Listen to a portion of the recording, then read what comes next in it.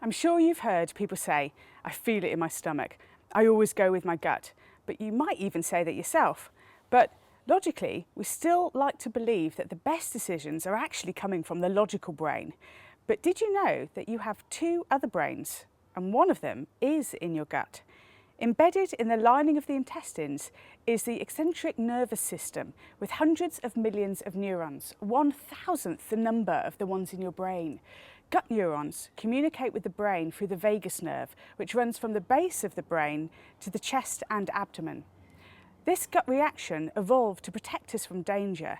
Using the gut, we could sense predators before we even saw them with our own eyes.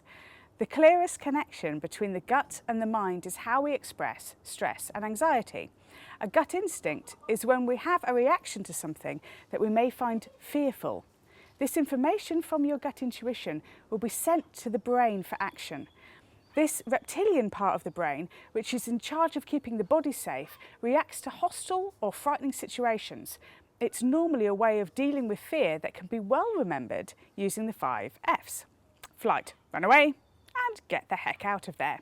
Fight, stand still and give it a bunch of 5.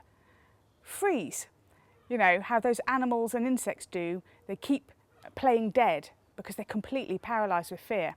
Food, give the body energy to be able to cope with the situation. And fornicate, yes, there is probably another F I could use here, but we have a strong sexual desire for procreation of the species after stress. Think about the baby boom after a war or make-up sex after an argument.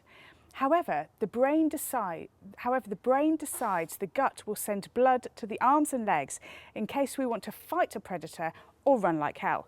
Of course, now stressful situations are unlikely to be caused by a predator in this day and age, but our body's reaction is pretty much the same. Making decisions from this form of intuition means that we make choices out of fear or defence.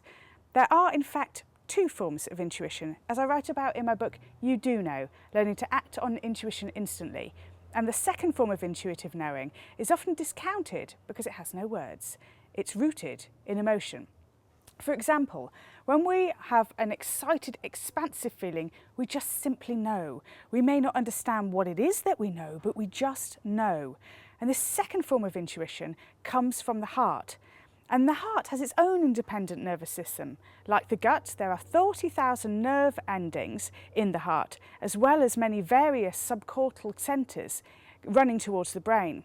Following this heart-led intuition can lead to remarkable life changes, as your decisions become about the expansion of who you are, rather than limiting yourself to pain or avoiding fearful situations. On a personal level of using heart-based intuition, it means that you can make quicker decisions about what is right for you, which also means a lot less stress. It means that you can open your heart more widely to people as you know who you can trust, making intuition from the heart the one to follow for love. So next time you hear follow your heart, trust your gut, you'll understand that it's not quite the brainless act after all.